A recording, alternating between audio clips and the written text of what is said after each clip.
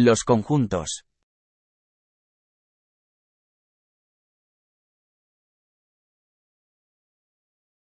Verifiquemos que tus respuestas coincidan con las correctas.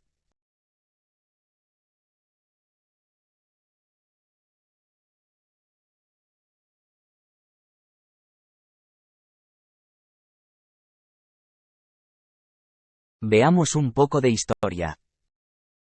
La teoría de conjuntos surge como resultado de las investigaciones acerca de los números y sus propiedades.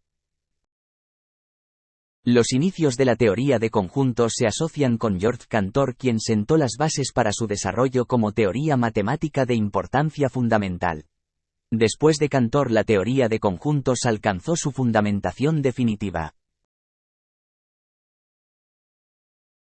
Muchos de los temas de la teoría de conjuntos pueden ser identificados en las matemáticas griegas, pero se incorporan al cuerpo organizado del saber matemático en los finales del siglo XIX y los principios del siglo XX.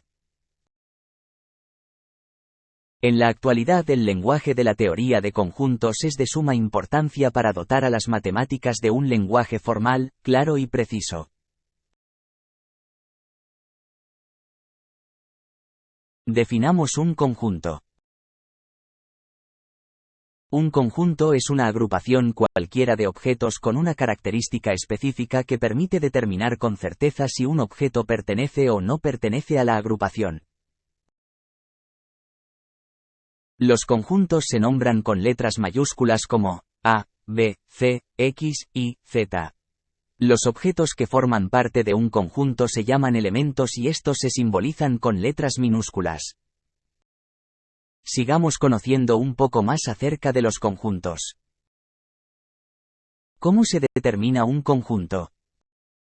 Cuando se expresa un conjunto es importante determinarlo de tal forma que se pueda decir si un elemento le pertenece o no. Un conjunto se puede determinar de dos maneras.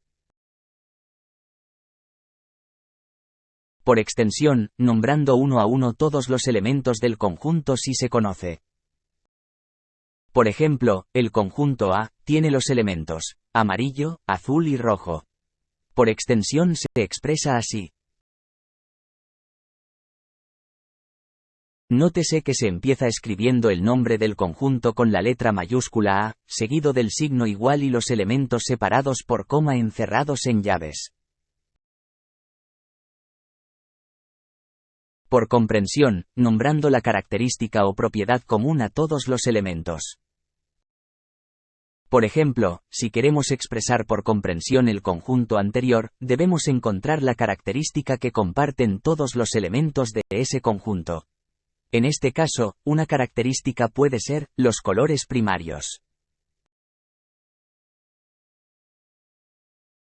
Cuando se escribe un elemento por comprensión, se usa entre llaves el símbolo, el cual se lee, tal que, y se escribe entre las letras X. Estas expresan cualquier elemento que se encuentra en ese conjunto que cumple dicha característica.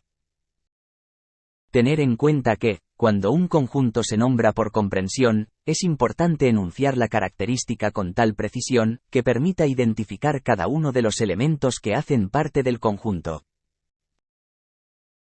Observemos los siguientes ejemplos. Ejemplo A. Determinar por extensión cada conjunto. Conjunto P, X tal que X es un número par menor que 11. Conjunto A, X tal que X es una letra de la palabra aroma. Para encontrar los elementos del conjunto P, debemos analizar su característica, la cual nos dice que es un número par menor que 11, es decir, el 0, el 2, el 4, el 6, el 8 y el 10.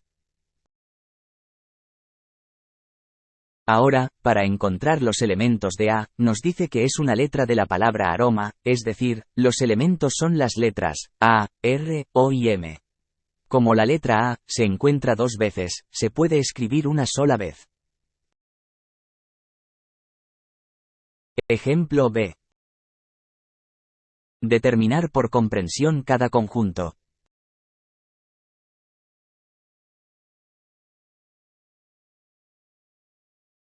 Al observar los elementos del conjunto D, los números 1, 2, 3, 4, 6 y 12, todos ellos son divisores del número 12, por lo tanto, el conjunto D expresado por comprensión sería: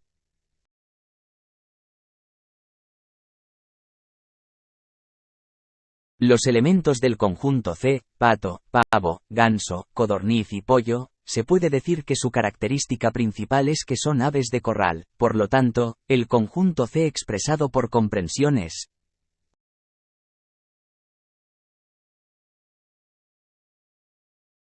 no olvides que en la descripción del vídeo se encuentra la página donde encontrarás un taller de práctica sobre este tema. ¿Cómo se representa un conjunto? Anteriormente observamos que un conjunto se representaba por extensión y por comprensión, lo que equivale a hacerlo matemáticamente, pero también se puede hacer gráficamente a través de una curva cerrada llamada diagrama de Venn.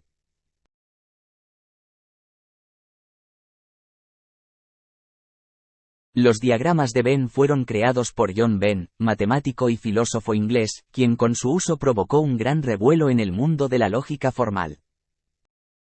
De esta representación se pueden establecer algunos enunciados como: 3 pertenece a M, 5 no pertenece a M. Este símbolo escrito entre el elemento y el conjunto, indica cuando un elemento pertenece o no pertenece, respectivamente, a un conjunto. En el caso de los conjuntos numéricos, también se pueden representar mediante un diagrama lineal.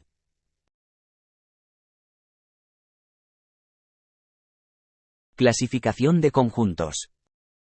Los conjuntos se clasifican según su cantidad de elementos. Conjunto universal o referencial, es el conjunto que sirve como referencia para otros conjuntos con características comunes. Se simboliza con la letra U. Conjunto unitario, es un conjunto formado por un solo elemento. Conjunto vacío, es un conjunto que carece de elementos. Se simboliza con la letra, o con un par de llaves sin elementos en su interior. Conjunto finito, es un conjunto formado por una cantidad de elementos que se pueden contar. Conjunto infinito, es un conjunto formado por una cantidad indeterminada de elementos, por tanto, no se pueden contar. El conjunto universal se representa a través de un rectángulo. Esta idea se le debe a Lewis Carroll, matemático y autor de Alicia en el País de las Maravillas. Veamos algunos ejemplos en el que usemos lo aprendido y conozcamos un poco más. Determinar por extensión cada conjunto y hallar el número de elementos. Luego, clasificarlo. Conjunto R, es el conjunto de las X tal que X pertenece a los números naturales, X es mayor a 100. La característica principal de este conjunto, es que todos sus elementos son los números mayores a 100, es decir, todos los números a partir del 101. Por lo tanto, el conjunto R por extensión, sería: los elementos de este conjunto no tienen fin, por lo tanto, se escriben 3 puntos suspensivos para simbolizarlo. Cuando tenemos un conjunto por extensión, donde sus elementos continúan indefinidamente, es un conjunto infinito. Conjunto O, es el conjunto de las X tal que X es un mamífero venenoso y pone huevos. Teniendo en cuenta la característica principal del conjunto O, el ornitorrinco es el único mamífero que es venenoso y pone huevos. El conjunto O tiene un elemento. Por tanto, el conjunto O es unitario. Al ser un conjunto donde sus elementos se pueden contar, se dice también que es un conjunto finito. El conjunto K, es el conjunto de las X tal que X pertenece a los números naturales, donde X es mayor a 99, pero menor a 100. Según la característica de este conjunto, debemos encontrar los números que sean mayores a 99, pero menores a 100. Dentro de los números naturales, no existen números con esta característica, por lo tanto, es un conjunto vacío.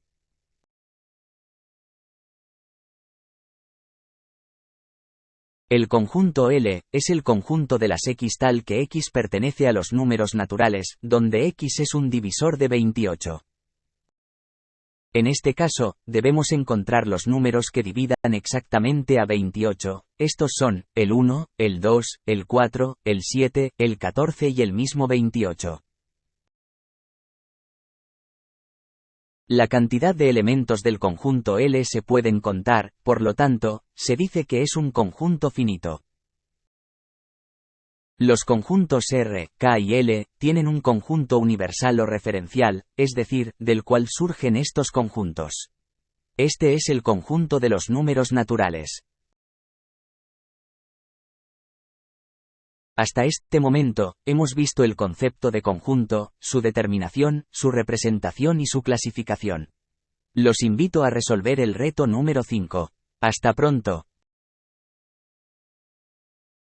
Todas las figuras debían tener algo diferente, pero en una de ellas el dibujante se equivocó. ¿Cuál se repitió?